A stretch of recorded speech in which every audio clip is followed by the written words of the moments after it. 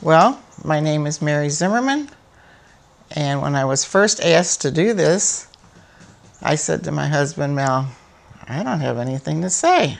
I really don't. There's nothing exciting in my life. I got to thinking, no, I'm wrong. I have got a lot to be proud of. I have a lot of friends that I'm proud of, and of course, especially my family.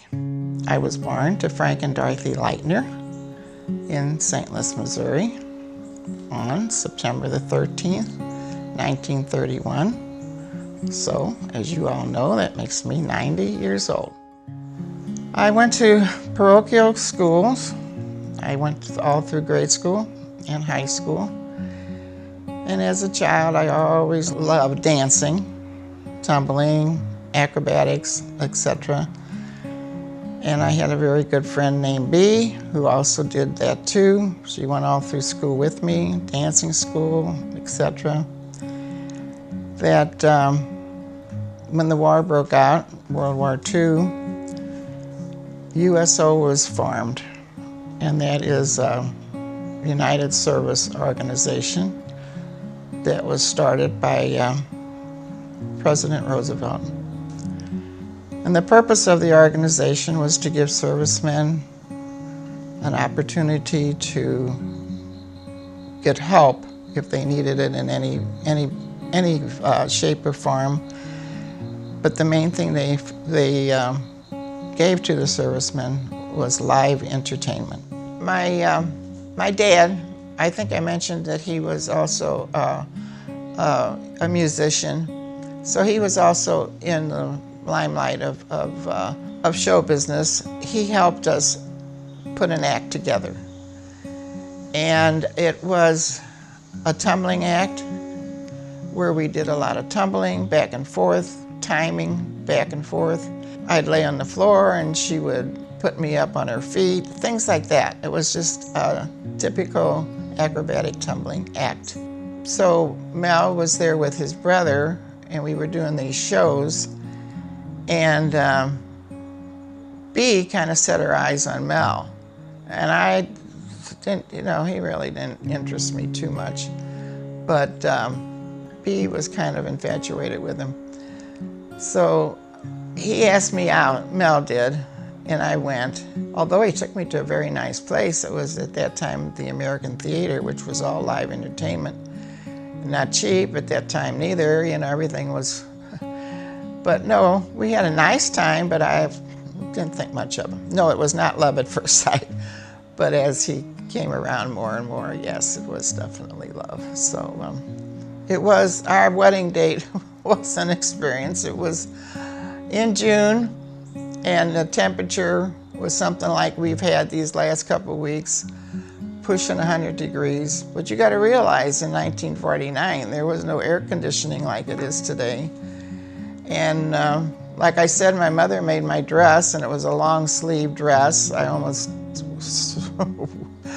died in that.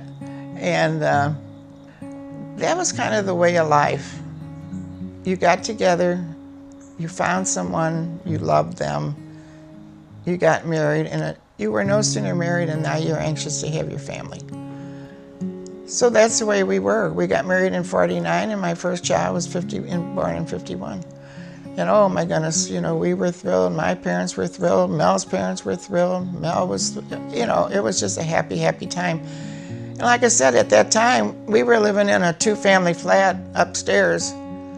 And I'm telling you, in the summertime, it was hot because there was no air conditioning. You open windows, that didn't help. You have fans on them, that didn't help. And again, in the winter, it was cold because we didn't have the furnaces like they have now, no automatic heat. You didn't go and turn the thermostat on and off. But we loved it. We were in love, and we had friends, all in the same situation. All of them came home from the war.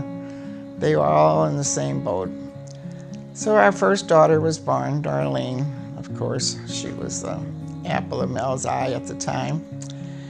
And that was in 1951. But then in 1955, Mel was making better money, and we bought our first home in Afton. Mel was a very talented artist. He still is. I give him so much. He's going to make me cry, but He's 96. He's got the most steady hand for painting and drawing.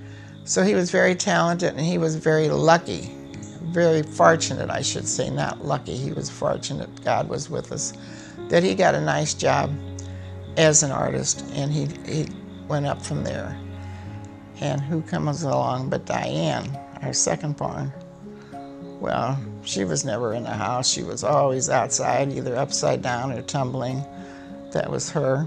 Then came Tom, and of course, you know, Mel was really proud then, his first and only son. And then came Donna. Well, that was our baby, and she still is. If you ask the other ones, they'll say, oh yeah, Donna's the baby. But in, let's see, what year was it we bought our lake house? 1980. We bought a home down at Lake of the Ozarks, which the family just loved. They all love swimming and boating and all the lake activities that come along with it. And so we had to keep adding on to that place too, because the family was getting bigger and bigger. But I think that's one of the reasons we bought the lake house. It really brought our family together.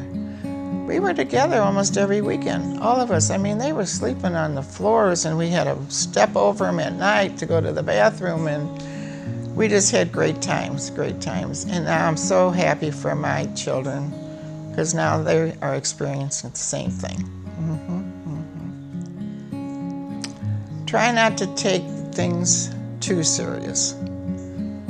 Life goes on if you worry about it or if you don't worry about it.